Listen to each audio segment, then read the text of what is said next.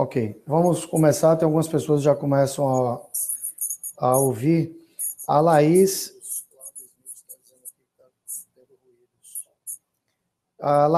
pergunta sobre a via de parto na paciente com microcefalia e infecção por Zika vírus. Na verdade, a via de parto não muda. A gente pode ter um parto normal, não tem nenhuma contraindicação, e o momento adequado é o momento do parto a termo. Se a gente antecipa o parto, eu vou estar levando mais um problema para o bebê, que é a prematuridade. Então, a gente tem levado essas gestações até 38, 39 semanas. Claro que com toda a vigilância, a gente tem alguns bebês que estão levando a uma restrição de crescimento, redução de líquido amniótico. Em algumas situações, a gente precisa antecipar o parto com 37, 38 semanas. A Carla pergunta em relação à relação da infecção por Zika vírus e a relação da idade gestacional, essa infecção, quando essa infecção ocorreu, e a ocorrência de microcefalia. O que a gente tem observado é que essa infecção ocorre geralmente no primeiro trimestre da gestação. A gente não sabe quais são as repercussões no segundo e terceiro trimestre. Podem acontecer algumas calcificações, ventriculomegalia discreta, né, dilatação no ventrículo cerebral, mas os quadros de microcefalia, realmente, como a gente tem observado, são infecções no primeiro trimestre.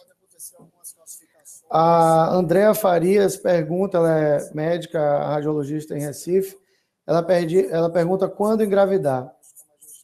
Eu falei, inclusive, na aula, que é uma decisão pessoal,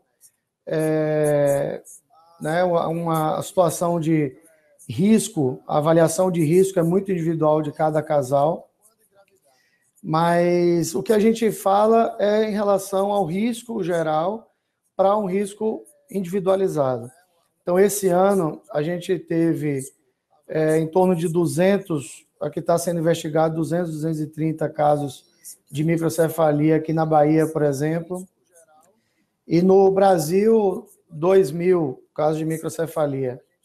Então, a gente divide esse número de microcefalias com o número de partos. Então, na Bahia, por exemplo, tem 237 mil partos. Então, vai dar em torno de 1 para 1.000 casos de parto, um caso de microcefalia para cada 1.000 grupos de pessoas, de bebês que nascem. Se a gente avaliar, esse risco é igual ao risco de um bebê nascer com síndrome de Down, por exemplo, independente da idade. Claro que se a gente tem uma pessoa com a idade mais avançada, ela vai ter um risco para síndrome de Down maior. A mesma coisa na microcefalia. Se ela é exposta a alguma situação que é mais suscetível a ter microcefalia, uso de álcool, uso de drogas, infecções congênitas, dentre elas o Zika vírus, ela vai ter uma possibilidade maior. Então, se ela mora numa cidade que tem uma quantidade maior de Zika, ela vai estar mais exposta, ou numa região daquela cidade que vai ter uma quantidade maior. Então, uma relação de 1 para 1.000, ela vai tomar decisão. Às vezes, eu digo para a pessoa, seu risco é 1 para 1.000, e a pessoa vai dizer, olha, não quero ter esse risco. Mas a gravidez em si, ela já leva alguns riscos. O risco, por exemplo, de uma malformação cardíaca é de 1,8%. 1,8% de todas as gestações, o bebê tem um risco de ter um bebê com malformação cardíaca. Esse risco é, por exemplo, maior do que a microcefalia. Claro que essa questão da microcefalia é uma questão a mais que a gente está vendo em relação aos outros riscos. E a gente não sabe ao certo qual o índice de pessoas que têm a infecção por Zika, que leva à microcefalia, ou qual é a lesão cerebral a longo prazo. Então, a gente ainda tem muitas perguntas para responder. Isso gera uma ansiedade, um estresse muito grande do ponto de vista populacional. Quem puder quem puder aguardar, aguarda. Agora, tem pessoas que não podem. Essa semana eu atendi um casal de uma mulher de 44 anos que tem 8 anos tentando engravidar. Essa mulher eu não posso chegar para ela e falar, aguarde a gestação. A doutora Mônica Bahia, um colega obstetra aqui da Bahia, ela pergunta como explicar o vírus não ter causado microcefalia na África. Essa é a grande pergunta inicial que todos fizeram. Por que só aqui no Brasil surgiu esse surto e agora epidemia de microcefalia? Só que, retrospectivamente, agora a Organização Mundial de Saúde, depois da notificação no Brasil, está identificando os casos na Polinésia Francesa. E, com certeza, vão fazer investigações também na África, principalmente em Uganda, que foi onde foi descoberto o vírus da Zika, que vão surgir casos da microcefalia. Não há dúvida em que essa associação ela existe.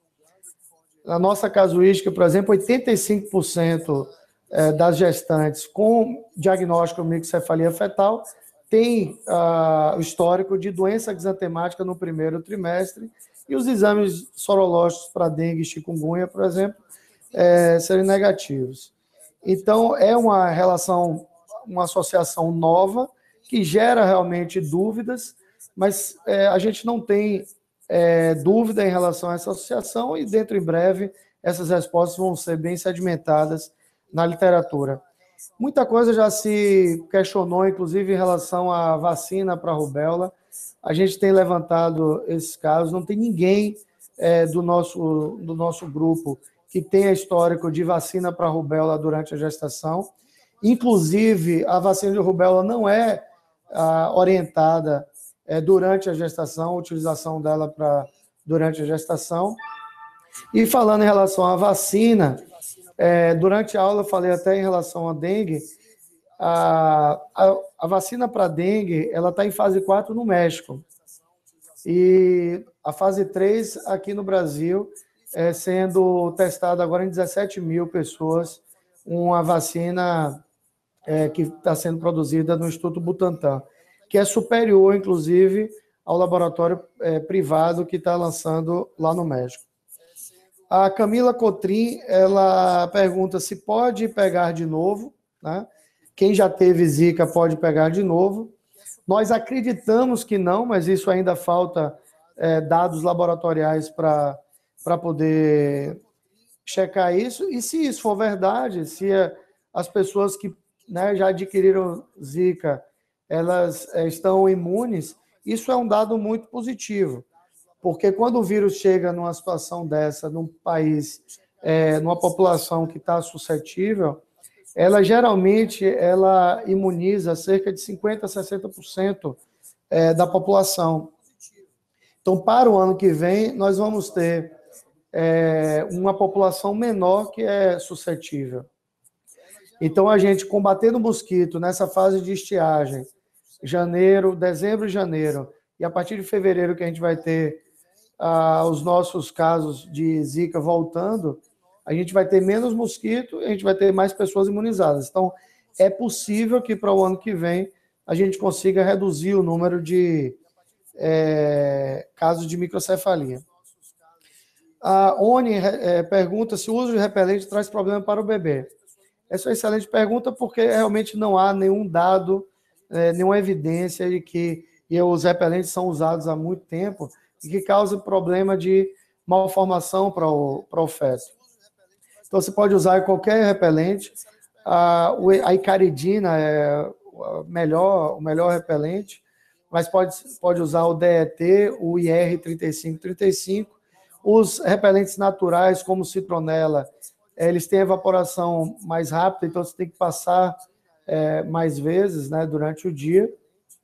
E tem um dado interessante, é mais um depoimento até pessoal do que um dado científico. Recentemente eu tive no sítio em que não tinha nenhum mosquito naquele sítio. Eu perguntei para o dono do sítio por quê, e ele disse que plantou citronela ao redor do sítio, e a planta, né, citronela, e realmente não tinha inseto.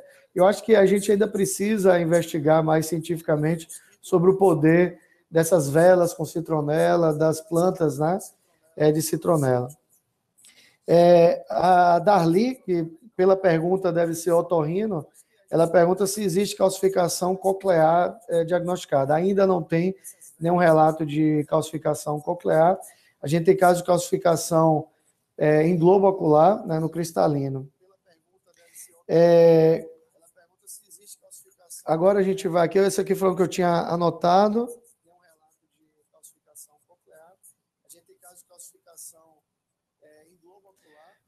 Thaís pergunta se há evidência ou suspeitas de que infecção por Zika após o nascimento venha a prejudicar o desenvolvimento neurológico da criança.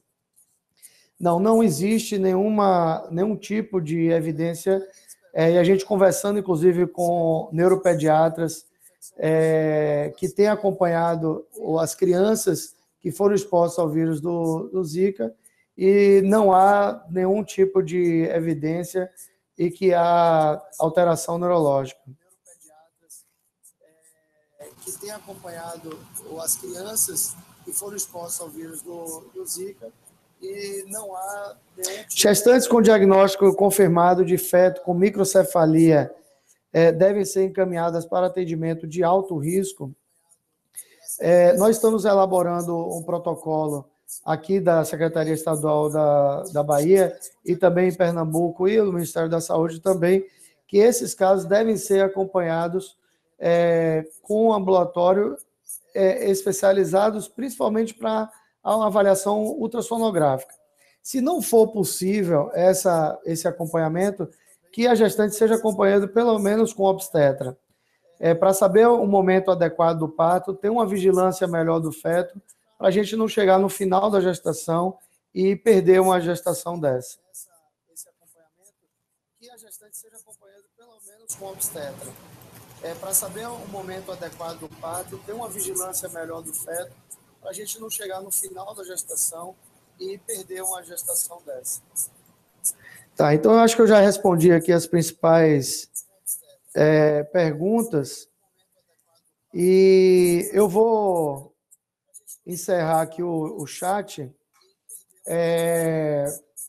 Eu gostaria de tranquilizá-los, porque a aula vai ficar disponível para todos os internautas no YouTube. A gente vai disponibilizar essa aula no YouTube e a gente está à disposição também para tirar dúvidas. A gente está no Roberto Santos, no Hospital Roberto Santos, aqui na Bahia, na Maternidade Climério de Oliveira. Tem outros hospitais, como a Maternidade Hiperba, a Maternidade Referência Zé Maria Magalhães Neto. Os hospitais privados também estão se preparando para atender esses casos. E também no Brasil inteiro, eu sei que tem pessoas de outros lugares que estão assistindo. Existe uma mobilização muito grande, inclusive de institutos de pesquisa, para acompanhar essas gestantes e fazerem os protocolos adequados.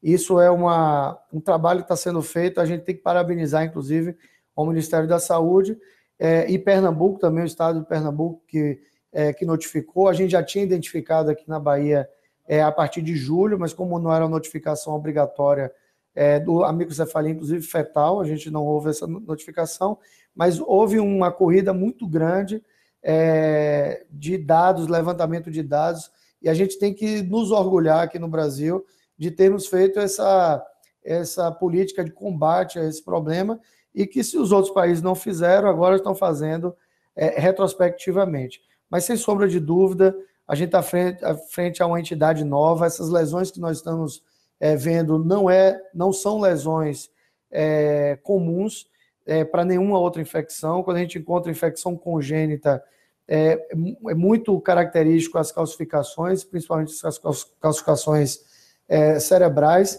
Isso está sendo relatado não só por a gente aqui na Bahia, mas também em Pernambuco, pelo professor Pedro Pires, que tem relatado para a gente essas lesões.